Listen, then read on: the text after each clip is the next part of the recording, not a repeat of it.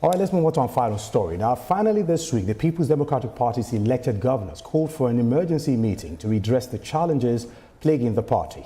This comes as the party's B.O.T meeting on Wednesday in Abuja was marred by rowdy scenes after supporters of Senator Samuel Anyanwu attacked the party's former youth leader, Sunday Ude Okoye. The acting national chairman of the People's Democratic Party, Umar Damagum, said the crisis rocking the main opposition party is fueled by party leaders who are supposed to unite them. Damagum, speaking to members of the Board of Trustees in Abuja on Wednesday, emphasized that he would do everything in his power to ensure the PDP National Executive Committee meeting takes place in February as requested by the party's Governors Forum and other party organs. Now, Justice, I know that we've had this discussion before on the show some time ago, last year. It appears the implosion that is currently rocking the PDP at the moment. Do you think there is going to be any soft landing moving forward? Do you think they will be able to find a common ground to at least agree to unite together and forge an assault for next elections?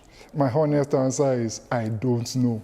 Okay. But what I can now say, to follow that, is that I pray they get their acts together, because it is in the interest of you, it is in the interest of it is in the interest of every other Nigerian that there is a viable opposition in place. Because if there is no viable opposition in place, even you that you are in leadership, even you that you are in power, you will not know to what extent you can actually do significantly better than you are presently doing. So that is why, as much as possible, everybody that has something to do or to contribute in order for there to be a viable opposition, they should put it in place. The reason why America is what it is because there is serious stiff-neck competition between both parties. Yes, go to the UK, it's a duel every single day. They sit on a table like this and they slug it out every single day. It's a marketplace of ideas,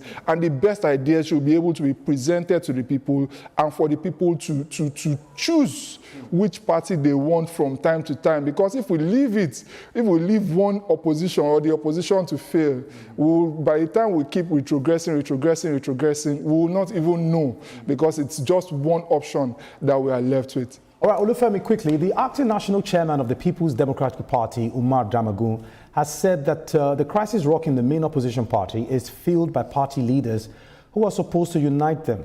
So is this obviously a leadership crisis? What exactly do you think he was implying by this statement? Well, he is the first corporate, indicted in that statement, because Mr. Damagum is occupying a position that is naturally meant for a candidate from the North-Central geopolitical zone, where the party zoned the national chairmanship of the party too. So he is the first corporate among the leaders that are destabilizing the party. The PD has currently constituted is at an intensive care unit, ICU, like I used to put it. The PDP needs serious intensive care to be rescued from this current situation. Truly, leaders of the PDP have shown that they lack capacity to build a political party. I think they became over-pampered by Nigerians and their members for the 16 years they were in power, and they've been unable to come to the realization that running a political party is beyond, it's not a tea party.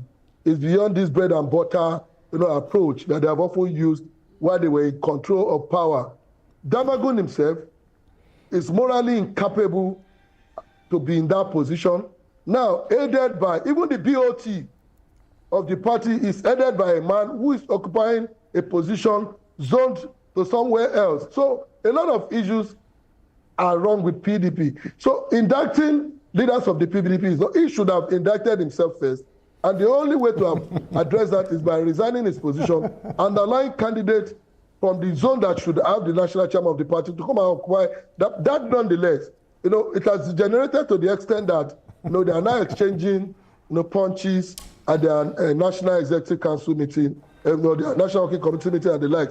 It's shameful for a party that has governed Nigeria for 16 years to become, to resort to such characteristics that are usually found at the motor parks, you know, in the past. So PDP needs to go back, retreat, sleep, and wake up to the realization that if it wants to continue to exist as a political party, it must leave the current situation of confusion and wake. You know, remember when APP discovered that it was no longer going to survive as a political party, it regenerated into AMPP, and that gave lifeline to AMPP, which later came to align with ACN and the likes to form APC. All right. If PDP is interested in its survival, it must go back and sleep and reawaken itself to the extent that, but for a lot of Nigerians don't even regard PDP as an existing or a serious political party any longer. All right, thank you very much. Now, Justice, that was quite a lot. That was intense. Now, before we go, quickly, especially in Nigeria, the argument about politics being lucrative,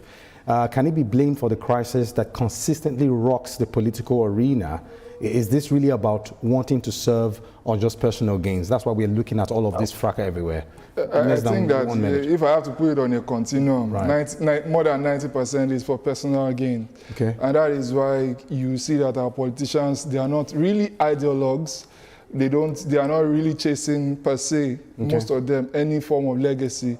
It is just for what they can get for themselves. And that is why the competition is cutthroat. We see, just like Mr. Lossi was saying, we see people who are perfect adults. Yes. They are people's father. Yes. They have children in the house. And you see them go into maybe our legislature. Thank God that has not occurred in recent times again. And they throw punches like street miscreants. So that tells you that it's not peculiar to Nigeria. It's peculiar to Africa and to some other South American countries, Banana Republic and things like that. I actually feel that it ought to have been a complete thing of the past, so that the way we train our children. People are looking up to these people. The people that are at fisticuffs in those meetings, they have people that see them as role models and all. So I feel that as much as possible, we should demonetize our politics. Maybe the perks that they officially receive from office should be demonetized. And the role of anti-corruption agencies too should be encouraged to do better jobs to ensure that as much as possible, those offices are not as lucrative. Then we will now see people who are servants of the people come up for offices and really actually deliver the perks of office to the people. Justice, thank you very much for your time. It's my pleasure. It's indeed a pleasure always having you around here. It's a pleasure. And you came in really happy because your team won. Yes, you're a national fan. And let them be humble. I mean, let Haaland be humble. Olufemi Lawson, thank you very much for your time as well. Thank you for always coming through for us. My pleasure always. Thank you so much. And that's our show for today. Remember, you can follow the conversation on our social media platforms at TVC News NG or on our website at tvcnews.tv. I am Marco Tabo. Until next week, goodbye.